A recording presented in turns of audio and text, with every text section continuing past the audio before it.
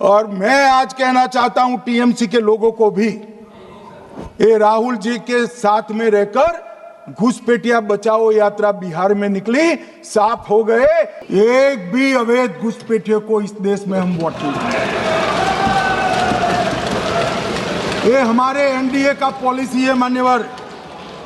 Detect मतलब ढूंढो, delete करो, मतदाता सूची में नाम काटो और उनको डिपोर्ट करो। हम संवैधानिक प्रक्रिया कर कर डिटेक्ट, डिलीट और डिपोर्ट ये पूरा करेंगे। ये क्यों सदन छोड़कर भाग गए? मैं इनके सामने तो कोई बात भी नहीं कर रहा था, ना कांग्रेस पार्टी के सामने बात कर रहा था। मैं तो बात कर रहा था घुसपैठियों को देश के बाहर निकालने की। अब ये तो देखिए साहब, अगर मैंने इतने सारे आरोप करे श्री जवाहरलाल नेहरू पर, इंदिरा गांधी पर, इनके पिताजी पर, सोनिया जी पर, तब भागते तो लाजिम था। ये घुसपैठियों को लिए भाग गए क्योंकि उनकी हमारी पॉलिसी है डिटेक्ट, डिलीट और डिपोर्ट। उनकी पॉलिसी है नॉर्मलाइज कर दो घुसपैठ को, उसके बाद में मान्यता प्रदान कर दो और चुनाव में मतदाता सूची में डालकर फॉर्मलाइज कर दो। मगर साहब ये लंबे समय तक नहीं चलना। मैं मेरे मन से मानता हूं, मेरे पार्टी के सिद्धांत तो है ही, मगर मैं मानता हूं कि जनसांख्यिकी में इतना बड़ा परिवर्तन देश के लिए बहुत बड़ा खतरा है। यह देश एक बार जनसांख्यिकी के आधार पर बट चुका है और हम नहीं चाहते कि आने वाली पीढ़ी ये देश के भी बंटवारे दिखे। इसलिए ये बहुत जरूरी है कि इस देश से घुसपैठ को रोकना पड़ेगा।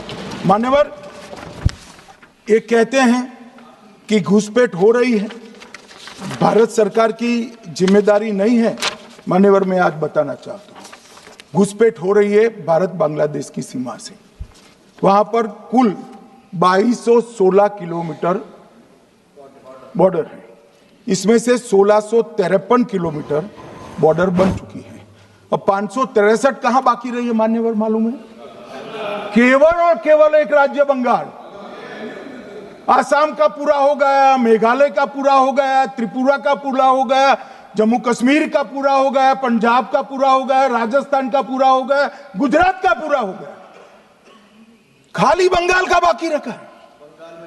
और मैं आज कहना चाहता हूं टीएमसी के लोगों को भी, ये राहुल जी के साथ में रहकर घुसपैठिया बचाओ यात्रा बिहार में निकली, साफ हो गए। आप भी घुसपैठियों को बचाओगे तो वहां भारतीय जनता पार्टी का विजय तय। मान्यवर, ये कहते हैं कि घुसपैठ क्यों हो रही? आप बॉर्डर नहीं बनाने देते, फेंसिंग नहीं करने दोगे, घुसपैठ नहीं होगी।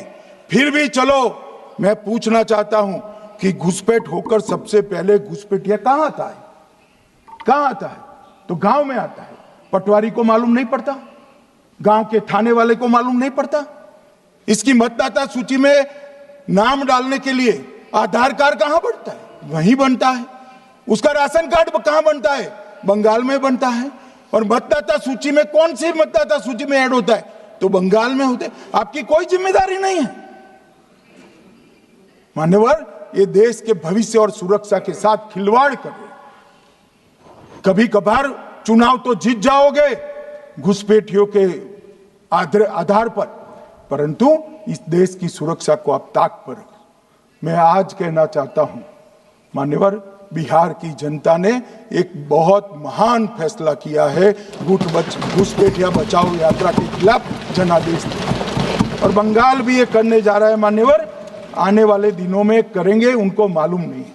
मान्यवर, मैं कल राहुल गांधी जी ने एक विषय कहा था कि सारी संवैधानिक संस्थाएं आपने करप्ट कर दी। मैंने पूरा बताया कि चुनाव आयोग की नियुक्ति के पहले क्या नियम थे। उन्होंने ये कहा कि महत्वपूर्ण पद पर आरएसएस की विचारधारा के लोग रख लिए जाते हैं। तो इसमें क्या आपत्ति है भाई? क्या इस देश में कोई कानून बना है कि आरएसएस की विचारधारा वाले हैं उनको कोई महत्वपूर्ण, अरे इस देश का प्रधानमंत्री आरएसएस की विचारधारा वाला है, इस देश का गृह मंत्री आरएसएस की विचारधारा वाला है, और जनादेश से बनकर आए, आपकी कृपा से बनकर नहीं आए मान्यवर। मगर उन्होंने क्या किया था वो मैं फिर बताना चाहता हूं। 1969 में इस देश का राष्ट्रपति का चुनाव हुआ।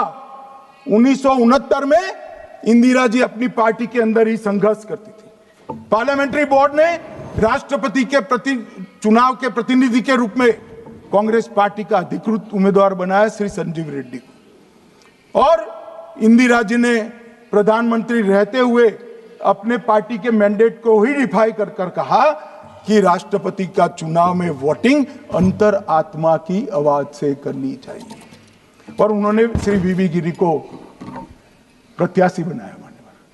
और फिर हुआ क्या, अल्पमत में थी वो, संजीव रेड्डी जी के वोट ज्यादा थे। जीतने के लिए उन्होंने कम्युनिस्टों से समाधान किया, और इस देश की सारे संस्थान पर, शिक्षा संस्थान पर, महत्वपूर्ण संवैधानिक पद पर कम्युनिस्टों को बिठाने का काम ये इंदिरा गांधी जी ने, और वहीं से इस देश के विमर्श को बदलने का काम किया है, वहीं से किया है। वामपंथी विचारधारा इस देश के प्रकृति को, इस देश के स्वभाव को, इस देश की जनता को स्वीकार्य नहीं है, और इसीलिए वामपंथी लुप्त हो गए मान्यवर। उन्होंने इस देश के युवा धन को वामपंथी विचारधारा पर डाइवर्ट करने का काम किया है, जो 2014 से फिर से नरेंद्र मोदी जी ने इसको एक अच्छी तरीके से, लोकतांत्रिक तरीके से परिष्कृत करने का काम कर रहे हैं मान्यवर। और ये कह रहे हैं कि आरएसएस के विचारधारा वालों को रखते हैं। कोई ऐसा कानून नहीं है मान्यवर कि आरएसएस की विचारधारा वाला व्यक्ति कोई, आरएसएस की विचारधारा क्या है? देश के लिए मरना ही आरएसएस की विचारधारा है।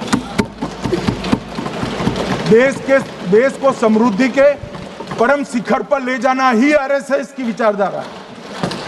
देश की संस्कृति का झंडा बुलंद करना ही आरएसएस की विचारधारा। ये क्या समझाते हैं? हम ऐसे मान लेंगे?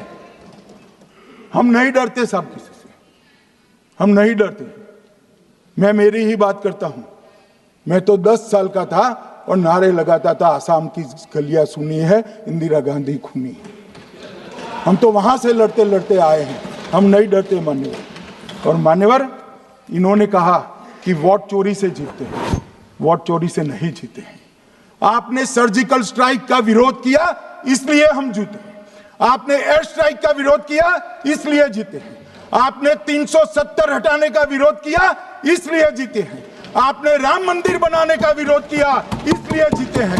आपने घुसपैठियों को हटाने का विरोध किया, इसलिए जीते हैं। आपने सीएए का विरोध किया, इसलिए हम जीते हैं। आपने ट्रिपल तलाक हटाने का विरोध किया, इसलिए जीते हैं। और आप 1 नेशन 1 इलेक्शन का विरोध कर रहे हो, इसलिए हम फिर से जीते। माननीय 60 करोड़ गरीबों के घर में इस देश के प्रधानमंत्री जी ने घर पहुंचाया, गैस पहुंचाया, पानी पहुंचाया, शौचालय पहुंचाया, 5 किलो अनाज मुफ्त पहुंचाया, और 5 लाख तक की दवाइयां मुफ्त कर दी। क्या समझते हैं कि वोट चोरी कर कर जीते हैं? इस देश के इंफ्रास्ट्रक्चर को 40 साल देख लीजिए और हमारे 11 साल देख लीजिए, इंफ्रास्ट्रक्चर को 3 गुना बढ़ाने का काम हमारे प्रधानमंत्री नरेंद्र मोदी, और इसलिए जनता हमें जिताती है।